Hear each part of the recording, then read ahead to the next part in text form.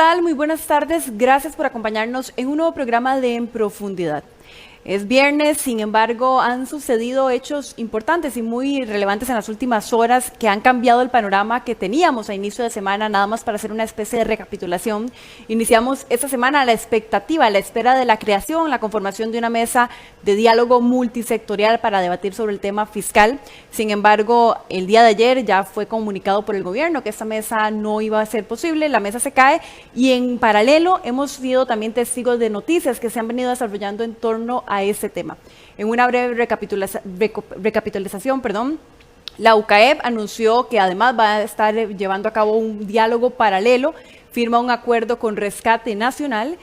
A esto se ha sumado el descontento de algunas cámaras agremiadas a la Unión Costarricense de Cámaras del Sector Empresarial que han salido a legitimar o a decir que no están de acuerdo con esta postura que ha asumido la UCAEP. Y sumado a eso hemos tenido otros hechos también relevantes, por ejemplo la reunión que ha tenido también Rescate Nacional en las últimas horas con un grupo de al menos 5 diputados y el mensaje muy puntual que ha lanzado el presidente de la República, Carlos Alvarado, de su desaprobación al actuar de la Unión Costarricense de Cámaras. Ese es un poco el panorama que tenemos a hoy viernes, todavía la expectativa de entonces qué va a pasar con el diálogo multisectorial y qué debemos esperar de esta solución fiscal que todavía es bastante, no sabemos nada de lo que va a pasar y de lo que podría desarrollarse en las próximas horas. Pero vamos a hacer un análisis en ese momento con don Sergio Araya, él es politólogo, para entender, don Sergio, un poco la dinámica que se ha venido desencadenando en los últimos, básicamente horas, porque en cuestión de días nos cambió radicalmente el panorama y lo que esperábamos hoy pareciera que no es para nada la expectativa que teníamos a inicio de la semana. Don Sergio, ¿cómo analizar lo que hemos visto? Es un breve resumen lo que yo he hecho, pero son muchísimas las noticias que se han venido desencadenando en las últimas horas.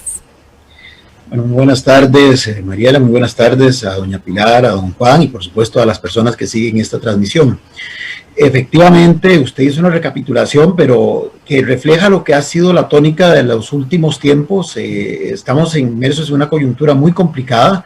Bueno, ya ahora lo van a ver en términos de datos duros, los impactos de esta dinámica tan dura, tan difícil que estamos enfrentando como país y como mundo en general.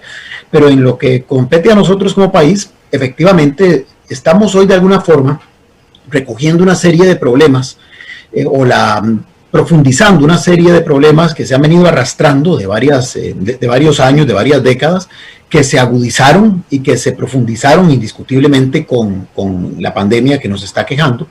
Y en el tema político, pues no es la excepción. Es decir, esta es una sociedad que ya viene respirando hace mucho tiempo una suerte de fragmentación, una suerte de polarización. Lo hemos visto inclusive en procesos electorales, el más reciente de 2018 para elegir a las actuales autoridades.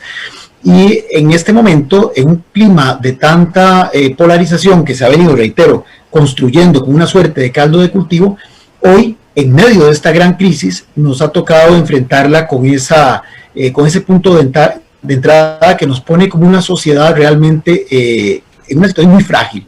Hay un entorno de profunda crispación, de profunda indignación, agravada, claro está, con todo lo que hoy estamos viviendo, esos indicadores que ahora van a analizar con mucha propiedad los que continuarán en el uso de la palabra en este programa, lo que hacen es reflejar mayor indignación, mayor frustración. Entonces, en este momento, uno lo que percibe desde afuera es que es una coyuntura que demanda justamente un liderazgo muy claro, muy coherente, que permita articular, que permita recomponer esa cohesión que se ha venido fragmentando a lo largo de los últimos tiempos y que tiene que hacerlo en un contexto bastante duro, con un margen de maniobra que cada vez se va reduciendo más, que cada vez es más difícil de poder gestionar.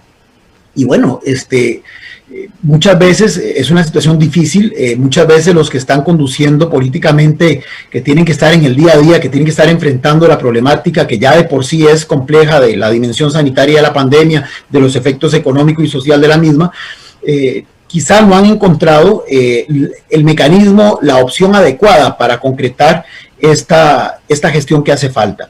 Es una sociedad que está acusando esa desconfianza que hoy se respira en todos los ámbitos de la sociedad, y entonces esta falta o esta fragmentación lo que está provocando es esta proliferación de iniciativas.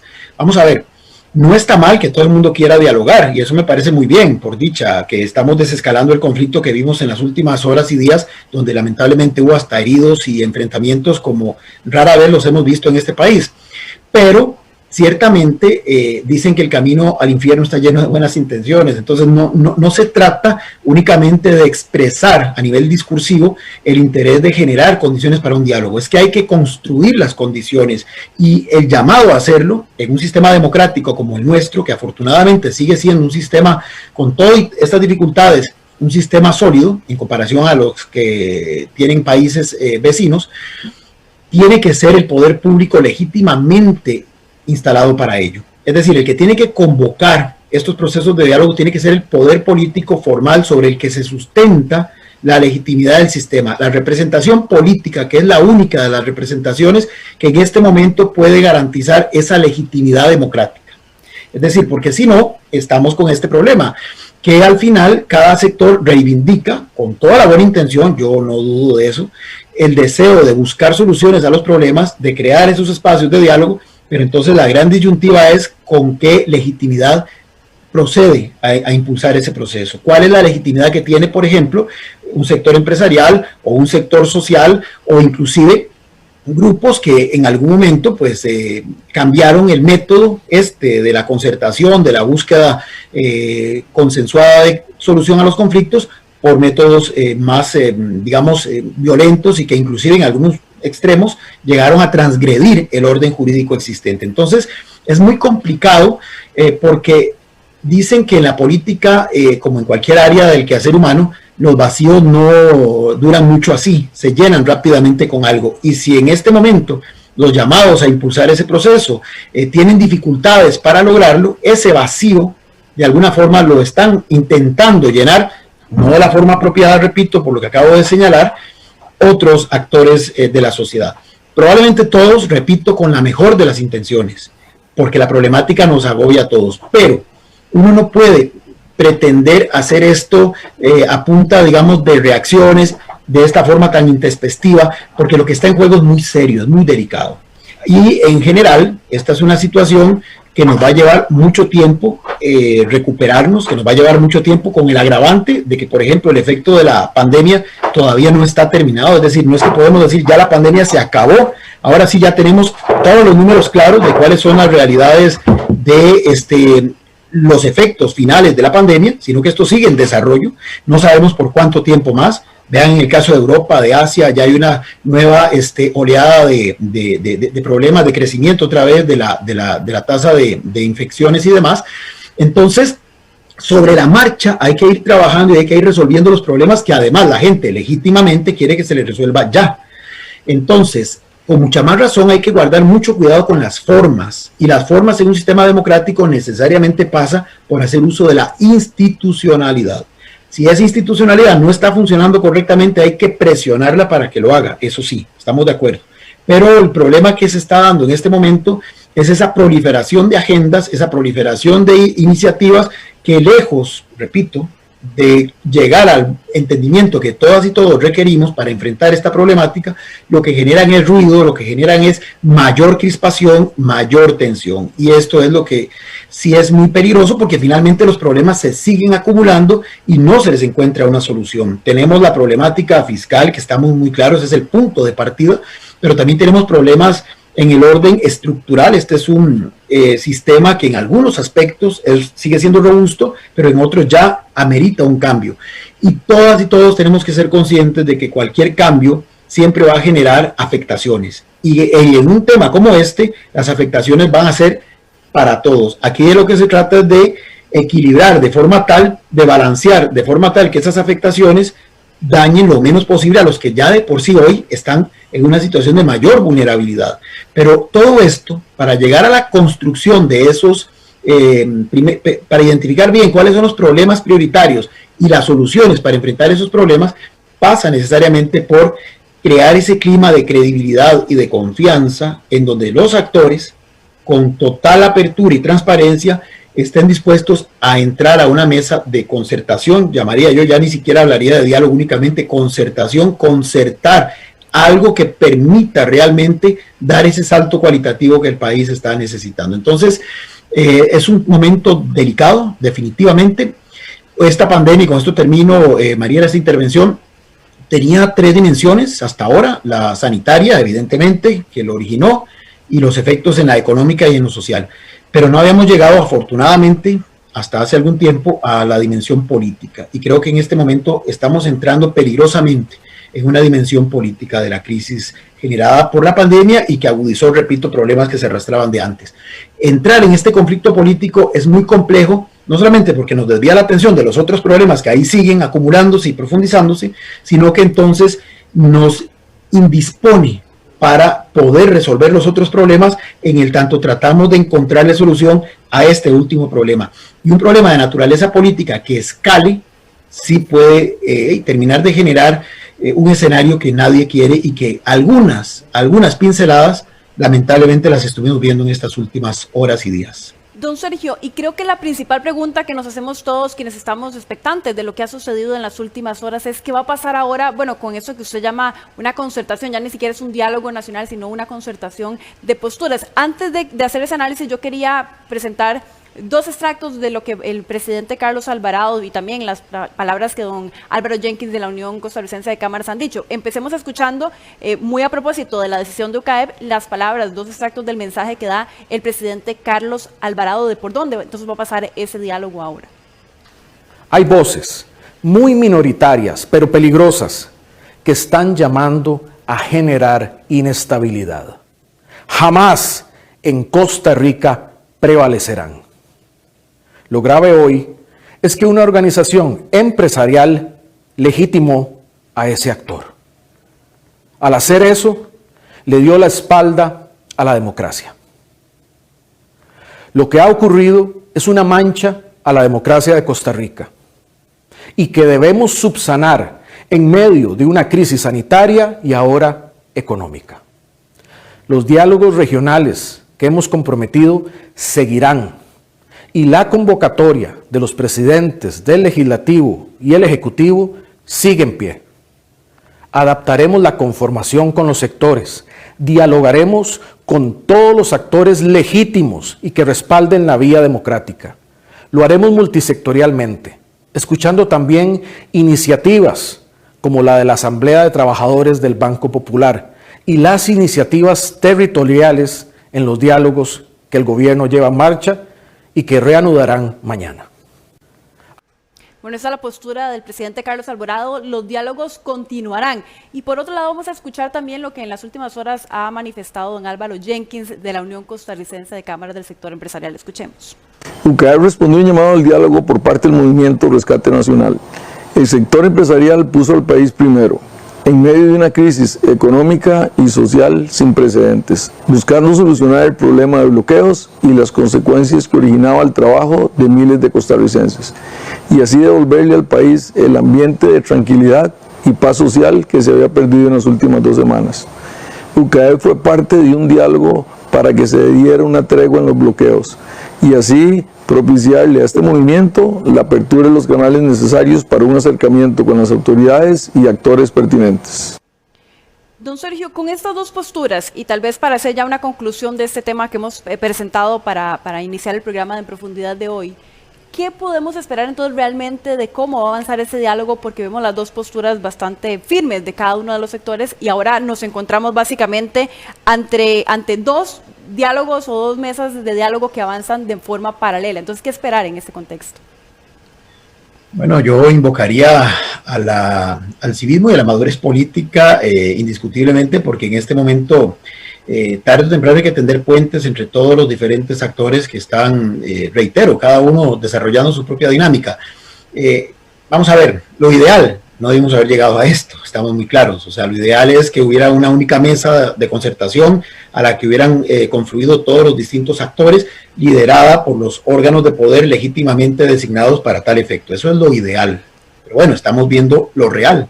Lo real es una multiplicidad de actores, cada uno llevando su propia iniciativa, todos enarbolando, y yo no lo dudo, la buena voluntad de buscar justamente esa paz social que mencionaba el presidente de la UCAEP. Pero repito una vez más, el camino al infierno está lleno de buenas intenciones.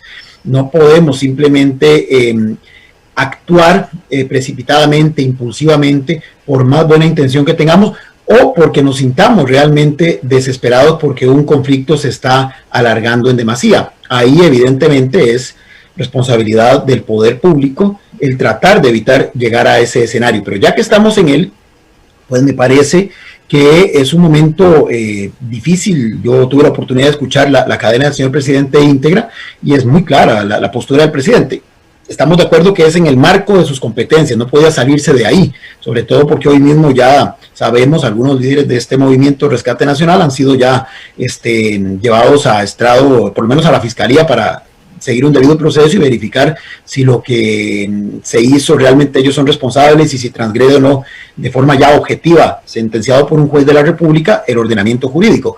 Obviamente ya llegado a este nivel, no podíamos esperar del presidente otra cosa, ¿verdad? Entonces, sí podríamos suponer que quizá la UCAEP, con toda la buena intención que probablemente encarnan las palabras de su señor presidente, pues se precipitó al haber acercadose, tal vez sin la previa consulta, sin el previo diálogo con las autoridades de gobierno, que terminan siendo, le guste o no le guste a la gente, las que están legítimamente designadas para ejercer ese cargo de gestión política. Debieron al menos haberles advertido que iban a hacer esto, o por lo menos haber buscado medir el impacto de algo que probablemente, repito, está impregnado de la mejor intención y que, bueno, ya de un resultado tangible, pero que para efectos de lo que significa la estabilidad del sistema político y la proyección de credibilidad y de autoridad que debe de proyectar quien ejerza el poder, llámese quien se llame el que lo ejerza, pues sí, fue, digamos, un flaco favor que se le hizo. Entonces, es una situación muy tensa porque el discurso simplemente deja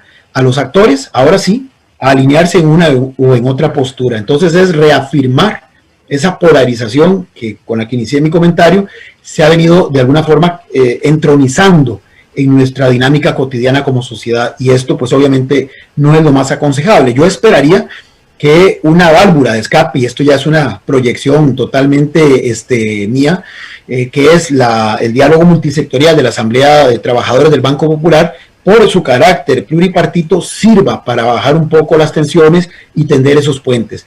Pero repito, más allá de cuáles son los foros o quiénes son los que los impulsan, el tema medular va a ser, y ahí es donde vamos a comenzar a establecer hasta dónde estos diálogos van a tener esa posibilidad de llegar a esa concertación o no, es en torno a los temas de fondo que hay que analizar, que hasta ahora nadie los ha planteado, salvo lo que se intentó hacer por parte del gobierno y el informe del Estado de la Nación, que llegaron a un punto particular, concreto. Se iba a discutir sobre un tema específico.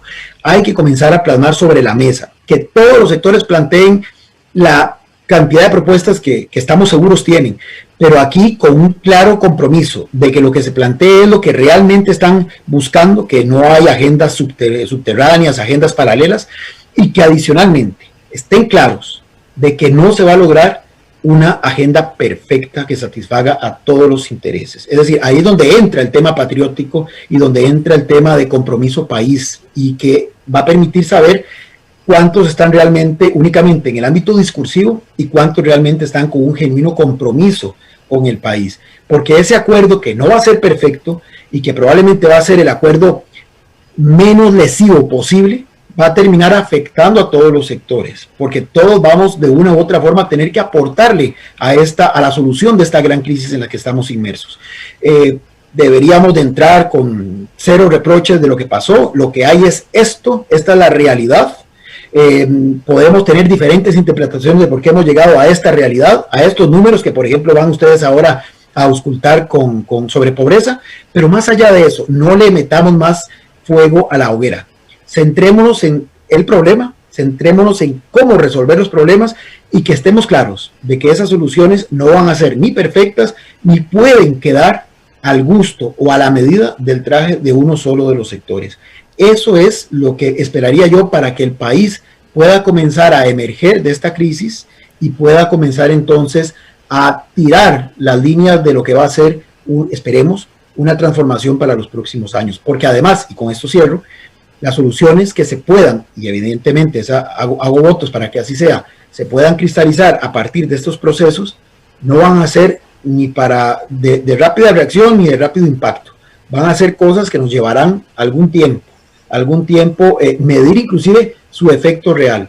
Y entonces tenemos que estar todos conscientes de eso, necesariamente el liderazgo político tiene que ser muy transparente, tiene que ser muy firme, muy coherente y muy realista. Y le tiene que decir a todos los sectores cuál es la realidad que estamos enfrentando y cómo necesariamente todos tenemos que aportar una cuota de sacrificio que no va a ser ni de corto plazo ni de magnitud pequeña.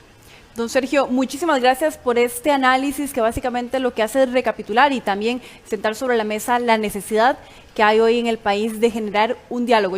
Algunos de los comentarios que señala don Sergio Araya respecto a por dónde pasa ese diálogo, es importante recalcar, vivimos en un momento de mucha crispación social, además tenemos desconfianza de los sectores, pareciera que los sectores no confían en el Poder Ejecutivo tampoco tiene confianza en algunos sectores, hay también desconfianza incluso a lo interno de los sectores y esa es una palabra que ha recalcado también el analista Sergio Araya, de por dónde también va a pasar esta mesa de concertación, ya no de diálogo, mencionaba don Sergio Araya, sino de concertación. Y en medio de este contexto que hemos vivido en las últimas horas, también esta semana se revela una noticia negativa para el país, una noticia que de alguna forma ya veníamos esperando y es la cifra histórica de pobreza que Costa Rica alcanzó en este año, comparándolo incluso con el último año. Llegamos a un 26,2% de pobreza. ¿Eso qué significa? Bueno, significa que hoy en el país hay más de 1,5 millones de personas que están en pobreza y además hay por lo menos 400,000 personas, más de 400,000 personas que no tienen ni siquiera los ingresos suficientes para satisfacer sus necesidades básicas de alimentación. Estamos hablando de un incremento importante, incluso que es el incremento más negativo que hemos tenido en los últimos 30 años, en los últimos 28 años en pobreza y pobreza extrema. Mucha de esta ecuación se ha explicado por la pandemia y los efectos negativos que ha generado esta crisis sanitaria. Pero hoy justamente vamos a sentar sobre la mesa este tema, que también es de gran relevancia en el país, porque golpea a las personas, a los costarricenses, como todos sabemos, y hemos invitado también para este tema a doña Pilar Ramos, ella es investigadora del INEC, una de los responsables de este estudio que nos revelaba esta trágica noticia, doña Pilar, que justamente se anunciaba el día de ayer. Muy buenas tardes. Buenas tardes. Desafortunadamente me toca ser vocera de esta noticia que revela un impacto muy fuerte de la pandemia en la realidad de una muy buena parte de la población costarricense. Y por supuesto, bueno, complacida de estar aquí pudiendo discutirlo y mostrarlo a la ciudadanía, porque esta es una triste realidad y que el INEC muy responsablemente ha enfrentado para medirlo, pese a las dificultades que tuvimos para hacer precisamente el trabajo de campo y la recolección de datos. También hemos sumado a la conversación a don Juan Rubalino, él es el subdirector del Instituto de Investigaciones en Ciencias Económicas de la Universidad de Costa Rica. Y es importante, don Juan, señalar que ustedes incluso en el mes de mayo, si yo no me equivoco, ya advertían que la pobreza del país podría rondar el 29%, incluso a raíz de los efectos de la pandemia. Así que también lo hemos invitado a este programa para hacer un análisis de las cifras que vemos hoy en el país. Buenas tardes, muchísimas gracias por la invitación y saludos cordiales a la audiencia, a don Sergio y a doña Pilar. Como usted menciona, exactamente en mayo sacamos unas cifras, de hecho ese número sacamos del 29%, asumiendo que no iba a haber ayudas sociales, ¿verdad? Todavía no estaba claro. Después hicimos un ejercicio con ayudas sociales que nos daba como alrededor del 25%, ¿verdad? De niveles de pobreza, que se acerca muchísimo a los resultados que han obtenido en el INEC, ¿verdad? De hecho, esa diferencia en el 4% entre lo que hubiera ocurrido sin el bono proteger y con el bono de proteger, también es un resultado muy interesante que sacó el INEC, ¿verdad? Y demuestran que si no, cuando se contabiliza la pobreza sin ese ingreso, la pobreza estaría en 30%. Que es bastante preocupante, sobre todo cuando tomamos en cuenta que este bono se ha venido reduciendo, ¿verdad? Así es, doña Pilar, quería empezar también la conversación y el análisis ya de fondo de las cifras con básicamente el análisis que hace el INEC sobre qué nos dice hoy esta encuesta de hogares sobre la situación de pobreza del país. ¿Quiénes son incluso o cómo cambió el rostro de la pobreza en Costa Rica y cuánto podríamos explicar realmente por la pandemia y cuánto no tiene que ver específicamente con la pandemia? Y en realidad, bueno, quiero dar espacio, digamos, ser muy sintética para dar espacio. ¿Qué está arrojando principalmente la encuesta nacional de hogares? Ya lo dijimos, un incremento importante en la pobreza nacional y también por zonas urbano y rural, especialmente en la zona urbana es donde se ve el mayor impacto en la pobreza y tanto también la pobreza total como la pobreza extrema. Por regiones de planificación observamos que es la Chorotega la región más impactada, aunque la Pacífico Central es la región que tiene el porcentaje de incidencia de pobreza más alto, con un 34,7%, pero la Chorotega fue la que incrementó más las cifras. La región central, pese a que sigue siendo la región con la menor incidencia, es donde también está creciendo, es la segunda en crecimiento de la incidencia de la pobreza. La Huetar Caribe y la Huetar Norte están presentando cambios no significativos respecto al observado en 2019 y la región Brunca más bien está mejorando el indicador al pasar de 30,3 a 26,5. En esta incidencia de pobrezas, tanto por regiones, por zonas, hay una recomposición de los ingresos de los hogares y por supuesto que eso, dado que es la medición por ingresos, la línea de pobreza, ¿verdad? La metodología de línea de pobreza es que vemos que el impacto de los ingresos tiene el efecto de una disminución de las posibilidades de acceder a empleo. De hecho, el ingreso por trabajo, tanto ingreso asalariado como ingreso autónomo, disminuye en una forma muy importante, un 18% en el ingreso de la fuente de ingreso asalariado y un 35% en el ingreso autónomo, y esto hace que, siendo que normalmente el ingreso por trabajo tenga un porcentaje más alto, este disminuye y por lo tanto se recomponen o adquieren importancia otras fuentes como las transferencias sociales.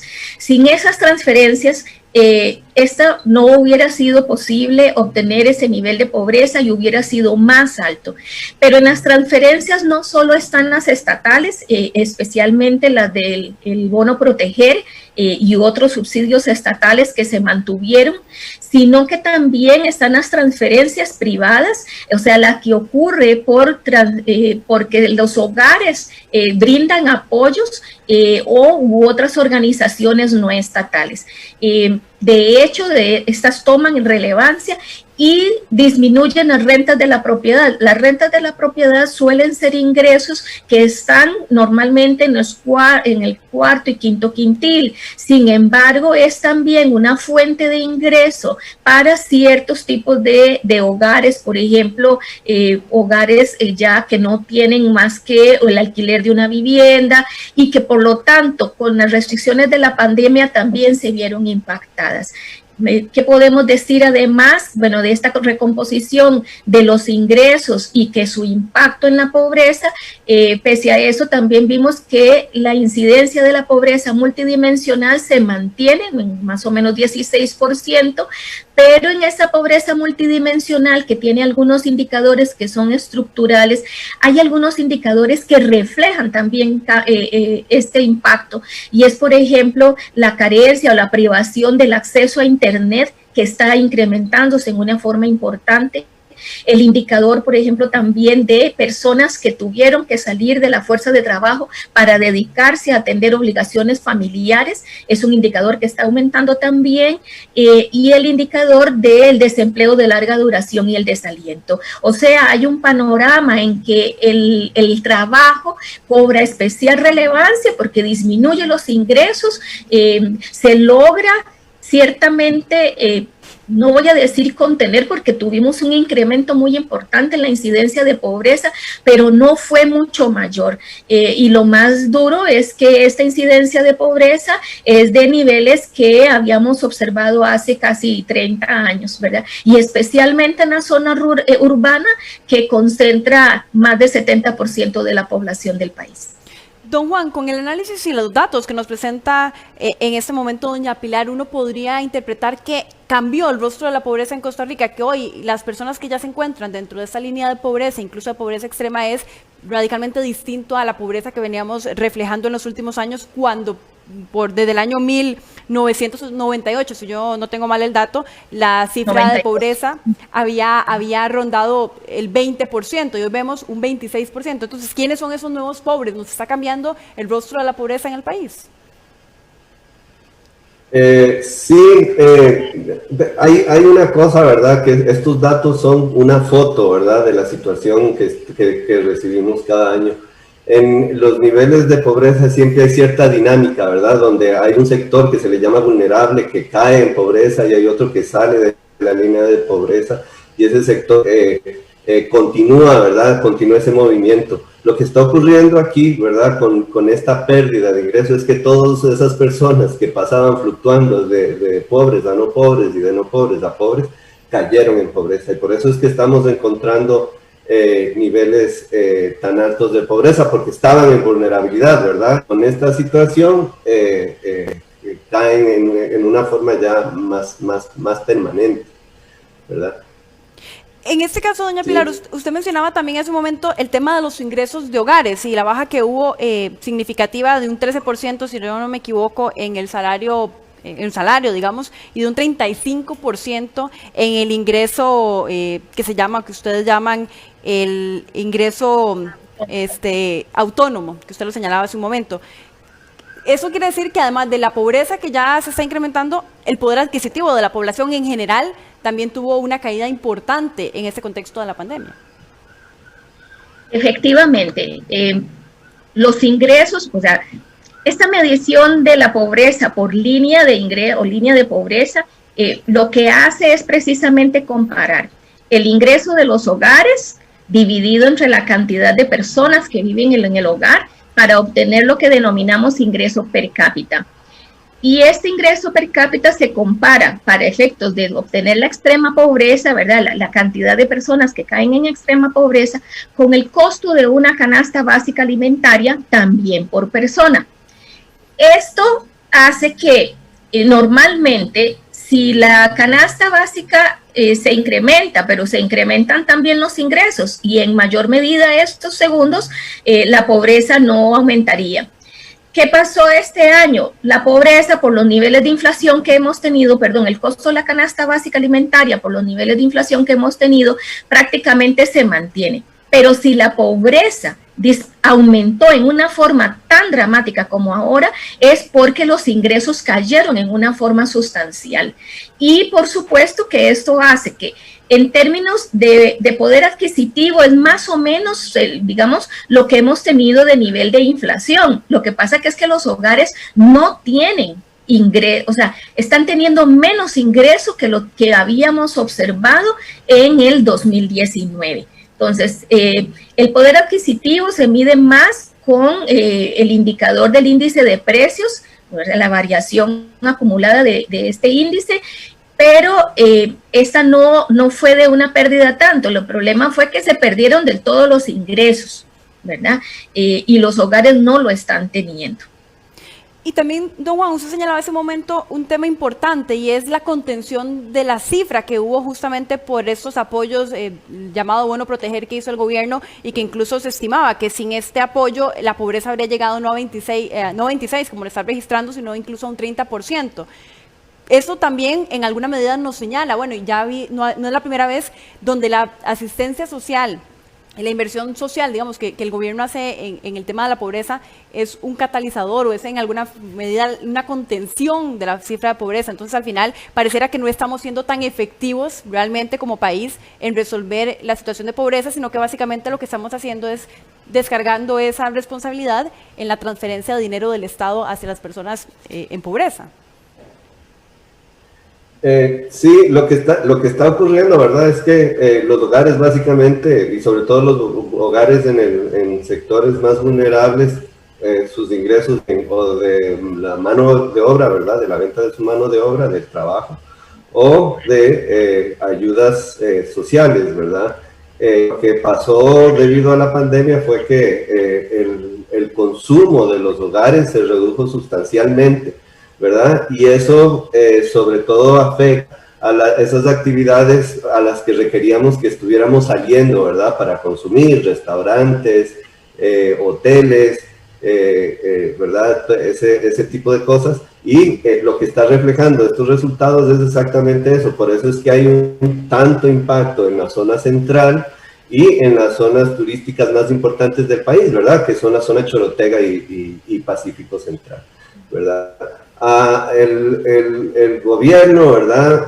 Realmente en esta situación, que es una situación inesperada, ¿verdad? Lo ideal siempre es que la pobreza se resuelva a través de la creación de nuevos trabajos, pero en esta situación es muy complicado generar nuevos trabajos y sobre todo dada la reducción en el consumo. Entonces, yo la verdad es que no veo ninguna otra alternativa a la ayuda social que se está haciendo. Ahora, a partir de aquí, debemos de pensar ya cómo reactivar la economía, ¿verdad? Esa es la parte clave. Y digamos, la verdad es que es preocupante porque esta encuesta se hizo, me parece que se hace en julio, ¿verdad? Y doña Pilar me corrige, y se preguntan sobre los ingresos de entre junio y julio, ¿verdad? Entonces, el problema aquí es que todavía cuando vemos los indicadores de movilidad de las personas, están viendo que todavía están estancados en comparación a como estábamos antes de la pandemia. Seguimos, digamos, muy parecido a una situación en la que estábamos en mayo, en junio, en julio. Estamos ya en octubre y todavía la gente no está saliendo a comprar, ¿verdad? Y eso está en línea con los indicadores del IMAE, ¿verdad? Del índice de actividad económica, que alcanzaron sus niveles más bajos en julio también, pero el índice de agosto tiene el mismo nivel en comparación al año anterior, ¿verdad? Entonces parece que en términos económicos esa alternativa de generar nuevos empleos todavía no se está dando. Entonces eso es lo que hay que tratar de buscar alguna forma de generar el empleo para que el Estado pueda jugar un papel menos importante en la reducción de la pobreza, ¿verdad? Doña Pilar, en esta línea de lo que acaba de mencionar don Juan, es cierto, o sea, tenemos una fotografía, pero aún así no es la fotografía real de lo que la pandemia podría estar generando en términos de pobreza en el país, porque tenemos solo unos meses de esta pandemia y no contempla tal vez la siguiente periodo donde ya la encuesta estaba corriendo, y entonces en cierta medida podríamos estar a la espera de una situación aún más grave que todavía no muestran los resultados de la encuesta. Esto es muy difícil, es una fotografía real, o sea, si quiero recalcar eso, es foto, no es un video, ¿verdad? Que es lo que quiso decir Juan. Es una fotografía en un momento que realmente fue álgido, quizás precisamente donde las aplicaciones ya sanitarias martillo fueron todavía muy severas y de hecho hasta la misma recolección se complicó, digamos, porque solo podíamos ir a hacer entrevistas presenciales en aquellas zonas de alerta amarilla que en ese momento cada vez eran menores, ¿verdad? Y de pronto hacíamos una programación de trabajo de campo asumiendo que podíamos ir a una zona y ya para unos días después esa zona estaba en alerta naranja, y esto hizo que realmente fuéramos muy innovadores y poder seguir midiendo y no tomar acciones como tuvieron que tomar los otros países de suspender totalmente los operativos de campo ante las restricciones sanitarias. Y es porque asumimos esa responsabilidad del sentido de al menos tomar esa fotografía. ¿Qué es también lo otro que es cierto? No ha habido todavía un cambio, diría, sustantivo en términos de ir cerrando más o restringiendo más la actividad económica, y que por lo tanto más bien los esfuerzos han sido orientados muy paulatinos, muy leves todavía, dirían algunos, de propiciar el reinicio de actividades económicas que permitan que poco a poco algunas personas puedan incorporarse y retomar sus trabajos. No es fácil. Algunos emprendimientos, sobre todo las pequeñas empresas, cerraron y en forma definitiva, ¿verdad? Y ya no están, ya tuvieron que hacer otras gestiones. También sabemos que los hogares, ante la necesidad de ingresos, tuvieron que no voy a decir reconvertirse, pero sí tuvieron que reorientar y hacer incluso lo que se denomina gestiones de supervivencia y actividades de supervivencia. Y esto hizo que de esas personas están saliendo como ocupadas, aunque con ingresos muy restringidos y que, bueno, lo denotan. Las cifras de julio son de julio, pero creemos que todavía podrían ser el panorama que se esté reflejando por lo menos de este otro trimestre. Ya podría volverse sí ya más crítico en la medida, y bueno, los indicadores del índice mensual de actividad económica también nos lo dirá, para ver cuánto realmente esto se convierta en cifras todavía mucho mayores. El país tendría que apuntar a esa reactivación porque las transferencias sociales, en un panorama también de restricciones económicas con menor ingresos fiscales, va a complicar mucho el sostener las transferencias. Y recordemos que el bono proteger fue planteado para 3 meses, aquí se está valorando si hay una ampliación, pero cuánto eso pueda ser sostenible, eso es lo que el país tiene que evaluar, y para eso son esas cifras, tomar decisiones, apuntar siempre a una mejora paulatina, pero que sí permita que las personas salgan de la pobreza. Hay un aspecto adicional que no mencioné, pero que sí lo dijimos también, y es que estas personas pobres no solo son pobres, sino que ahora los pobres son más pobres. O sea, las medidas de severidad e intensidad de la pobreza también crecieron, sobre todo la severidad. O sea, los hogares se están alejando más de esa línea de pobreza y por lo tanto requerirían más ingresos para poder salir de esa línea de pobreza, y que fue lo que mencionó Juan como vulnerabilidad, pero esto se mide en el indicador de severidad y por lo tanto eso nos da indicios, si bien es una foto de julio, nos da indicios de que esto es algo que está prevaleciendo todavía. Doña Pilar, también me interesa hacer un análisis en la comparación o en la comparación que podría hacer uno entre lo que pasa con el coeficiente de Gini o la línea, digamos, que mide la desigualdad y de cómo pareciera que no tiene un cambio radical o muy diferente, y versus lo que está pasando entonces con la cifra de pobreza. Entonces podríamos decir que la brecha, digamos, entre ricos y pobres se mantiene, y entonces la pobreza se sigue, digamos, ciñendo con esas personas que se encuentran más dentro de este aspecto de vulnerabilidad que también señala el informe. Claro, es que la desigualdad, lo que dice es eso, lo dijiste muy bien, ¿verdad? La gran distancia o la distancia que teníamos entre el ingreso promedio o el ingreso de los hogares del último quintil respecto a los del primero, o la concentración de ingresos que se mide con el coeficiente de Gini. Lo que se denota además es que el impacto en la reducción del ingreso fue en todos los niveles. O sea, no solo fue en los ingresos de los sectores más empobrecidos que normalmente están ubicados en el primer y segundo quintil, sino que fue una reducción importante en los ingresos de todos los hogares, y esto tanto así que el ingreso promedio nacional, ¿verdad? Del ingreso de los hogares está cambiando, estoy buscando la cifra, pero si estábamos de un ingreso promedio que teníamos cercano al millón y resto de colones, ahora está en 891,000 colones, para una reducción del 12.2% en términos generales del ingreso del hogar, y una reducción del 13% en el ingreso per cápita. Y eso es porque se afectaron todos los ingresos y eso hace que la concentración y sobre todo la desigualdad no se haya aumentado.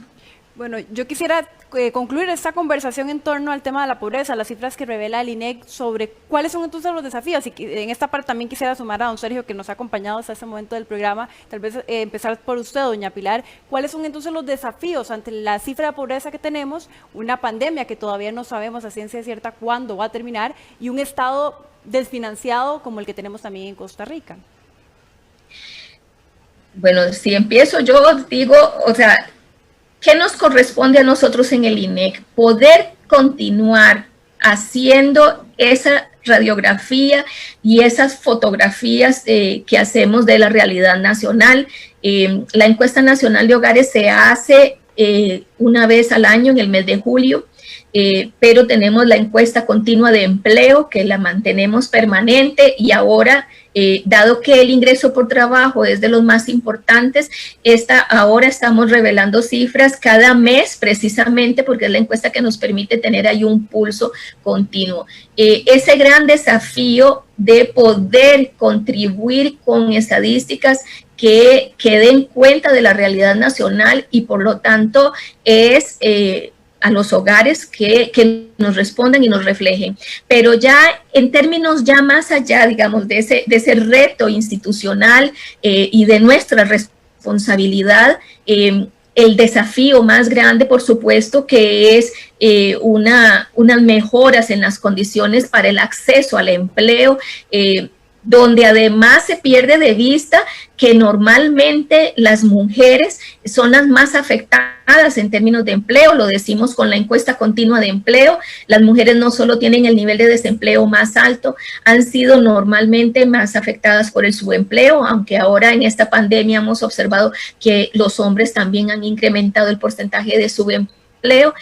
Son las mujeres las que salen de la fuerza de trabajo y tienen que atender obligaciones familiares, lo vimos como uno de los indicadores de la pobreza multidimensional, y entonces además de la reactivación económica, además de poder generarle ingresos a los hogares en una forma que realmente sea sostenible, porque podría ser que las transferencias no sean sostenibles en este panorama de mayor restricción fiscal, y que pueda ser parte de lo que está causando esta situación convulsa y de que necesitamos los diálogos para poder avanzar, como muy bien lo dijo don Sergio.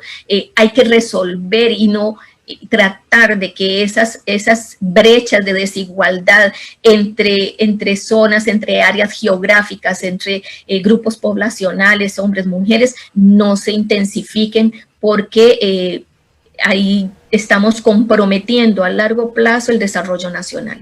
Don Juan, tal vez bien conciso, porque estamos ya sobre el tiempo de transmisión, pero tal vez bien conciso, ¿hacia dónde apuntan los desafíos en materia de pobreza? Sí, bueno, como primero agradecerle, voy a aprovechar para agradecerle a doña Pilar todo el trabajo que ha hecho. Gracias a todo eso que hacen, ¿verdad? Nosotros podemos analizar y los tomadores de decisiones pueden tratar de mejorar la situación, ¿verdad? Entonces es clave. En términos y al INEC, ¿verdad? En términos de retos, me parece que la parte clave es la reactivación, ¿verdad? Dado que estamos en pandemia, es súper complicado, ¿verdad? Y complejo cómo resolver este problema. Me parece que deberíamos de buscar formas para generar protocolos, para invitar a los hogares para que salgan, ¿verdad? Y se sientan seguros al salir. No es solamente las restricciones que han puesto el gobierno, sino los mismos hogares se están quedando en casa. Después de que se abrieron, todavía los hogares están quedándose en casa sin aumentar su consumo. Entonces, eso es un reto importantísimo. Y la otra cosa que me preocupa es el problema fiscal, ¿verdad? Que conforme vaya pasando el tiempo, ya las ayudas se redujeron. Probablemente las tasas de pobreza, en lo que tiene que ver con lo económico, se mantienen, pero en lo que tiene que ver con las ayudas del gobierno, se han reducido ya para estos meses y seguramente las tasas de pobreza han aumentado. y sobre todo es clave en la zona Chorotega y en la Brunca, donde según los cálculos del INEC, sin esas ayudas la tasa de pobreza podría llegar al 37% en la zona Chorotega y en la zona central, en el Pacífico Central al 40%, me parece que decía. Entonces hay que tener muchísimo cuidado sobre cómo vamos a resolver el problema fiscal, sobre cómo se manejan las ayudas y sobre cómo vamos a tratar de generar la reactivación que tanto necesitamos. Don Sergio, Gracias. muy breve también su participación, un análisis en torno a por dónde pasan los desafíos en este tema. Don Sergio, creo que tenemos el micrófono apagado. Sí. Gracias. Le decía que en la actual coyuntura, bueno, la parte de contenido más técnico ya tanto don Juan como doña Pilar lo han profundizado, así que no voy a redondear sobre esa temática. Yo diría más bien que en el timing en el que estamos es justamente uno de los temas a incluir en este proceso de concertación, es decir, porque al final es lo que le da rostro humano a todo lo otro. O sea, el problema fiscal, la necesidad de la reactivación económica que apuntaba muy bien don Juan, todo eso tiene razón de ser porque incide en las personas de carne y hueso y particularmente en estas personas que hoy están sufriendo los efectos de la pandemia, que se suman a los que ya venían siendo pobres, digamos, y sufrían carestía y vulnerabilidad de mucho tiempo atrás. Entonces me parece que es el tema primordial. Tenemos que construir las propuestas entendiendo que, que todos los resultados de lo que se geste, a quien tiene que atender en primera instancia es justamente a esta población que ya no puede esperar más tiempo para que pueda ser apoyada económicamente, porque además de aquí surge el caldo de cultivo, porque esto hay que verlo holísticamente, el caldo de cultivo para eventuales escenarios de mayor inestabilidad social y de una escalada explosiva del conflicto social. Entonces es muy importante tener esto presente, ojalá que los sectores lo consideren y al momento de diseñar las propuestas y las estrategias para implementar tales propuestas tengan como eje central justamente en primera instancia a la población en general, pero en primera instancia a estos sectores que hoy están siendo los más directamente afectados por todo lo que nos está pasando como sociedad. Muchísimas gracias a los tres por participar en este programa y también muchísimas gracias a ustedes que nos acompañaron en esta transmisión de En Profundidad. Así llegamos al final del programa, pero los esperamos el próximo viernes a las 4 de la tarde con un programa más. Hasta entonces.